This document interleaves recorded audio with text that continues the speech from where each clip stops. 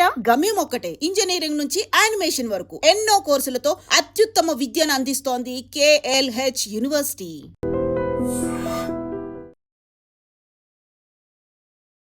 Hello viewers, welcome to ID media. ప్రస్తుతం social మీడియాలో వైరల్గా మారినటువంటి ఒక వీడియో గురించి ప్రస్తుతం ఇప్పుడు చర్చించుకుందాం. ఎందుకంటే కొంతమంది అసలు పొద్దున్న లేచిన దగ్గర నుండి ఏ విషయంలో తగువాడాలో, ఎలా తగువాడాలని ప్లాన్ గీసుకుంటారు ఏమో ఈ వీడియో చూస్తే అర్థమవుతుంది. కొంతమందికి అసలు ఎందుకు తగువాడాలో, ఎందుకు తగువాడుతున్నామో, అసలు తగువాడాల్సిన విషయమా కాదా అని వారికి అసలు తెలుసో లేదో కూడా అర్థమవుతుంది ఈ వీడియో చూస్తే. సో రీసెంట్గా విశాఖపట్నం జిల్లానికి చెందినటువంటి 14 ఏళ్ల బాలిక తన కుటుంబ సభ్యులతో బొబ్బిల్లో ఉన్నటువంటి బంధువుల ఇంటికి పండగ కోసం వచ్చింది. సో పండగ అంతా పూర్తి చేసుకున్న తర్వాత తిరిగి ప్రయాణం అవుతుంది విశాఖకి. అందులో భాగంగానే బొబ్బిల్లో ఉన్నటువంటి ఆర్టీసీ బస్సులో ఎక్కడానికి వాళ్ళంతా కూడా వెయిట్ చేస్తున్నారు. విశాఖపట్నానికి వెళ్లాల్సినటువంటి బస్సు వచ్చింది. సో ఆ బస్సులో కూడా ఎక్కారు. ఎక్కిన తరువాత ఓ సీటు కోసమో, లేదంటే ఇంకా వేరే విషయం కోసమో తగువాడుకుంటే అక్కడ అందంగా ఉన్నేమో, కేవలం కాలు తగిలిందనో, లేదంటే తన చేతికున్న హ్యాండ్ బ్యాగ్ తగిలిందనో రచ్చ రచ్చ చేసింది మరో మహిళ. సాధారణంగా బస్సులో ప్రయాణించేటప్పుడు అందులో వేసవి ప్రభుత్వానికి సంబంధించిన బస్సుల్లో ప్రయాణించేటప్పుడు రద్దీ ఎక్కువగా ఉండడం కామన్. ఒకవేళ కాలో చెయ్యో వేలో తగిలితే సారీ చెప్పుకుంటాం, చూసుకోలేదమ్మా అంటాం.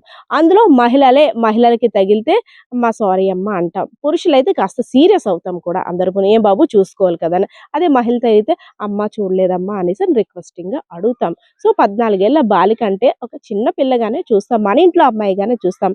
అటువంటి పిల్ల యొక్క కాలు తగిలిందని ఆ మహిళ విచక్షణారహితంగా దాడి చేయడంతో పాటు అసభ్య పదజాలాలతో తిడుతున్న ఆ తిట్లు చూస్తుంటే ప్రతి ఒక్కరు కూడా ఎంత కోపద్రుకులు అవుతారంటే ఈ వీడియో చూస్తే అర్థమవుతుంది.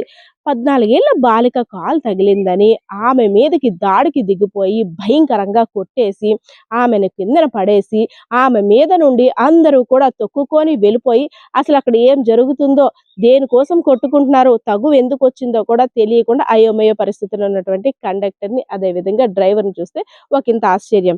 సీటు కోసం గొడవ పడుతున్నారు కావాలని వారు సర్ది చెప్పడానికి, వీళ్ళకి సర్ది చెప్పడానికి కూడా అక్కడ ఉన్నటువంటి ఆర్టీసీ సిబ్బంది కూడా భయపడేలా అక్కడ ఘర్షణ వాతావరణం.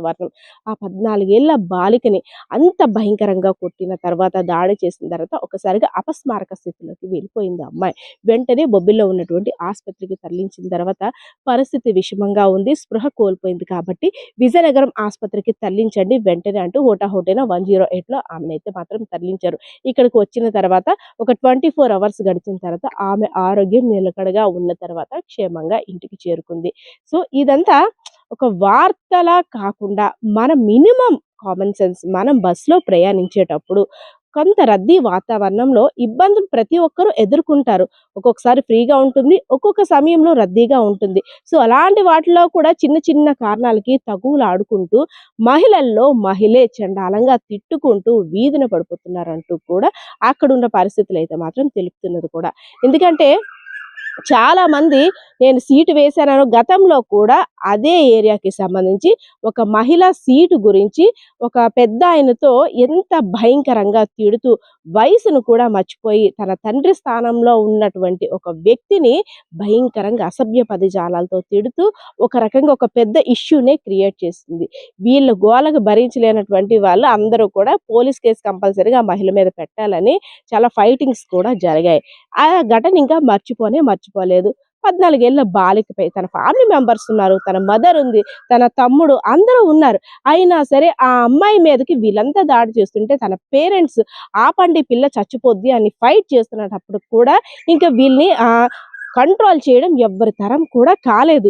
అసలు వీళ్ళు గొడవ పడ్డానికే వచ్చారా, లేదంటే అక్కడ ఇష్యూ ఏమీ లేకపోయినా కావాలని గొడవలు క్రియేట్ చేసుకొని పొద్దున్నుండి కూడా ఇలానే ఉంటారా అని కొంతమంది అయితే మాత్రం ఆ మహిళలకి వార్నింగ్ ఇవ్వడం కూడా జరిగింది. సో ఏదైతేనే ఈ ఇష్యూ అయితే మాత్రం ఇప్పుడు హాట్ టాపిక్ గా మారింది. ఆ రోజు జరిగిన ఘర్షణ వాతావరణం ఒకసారి మీరు కూడా వీడియోలో చూసేయండి.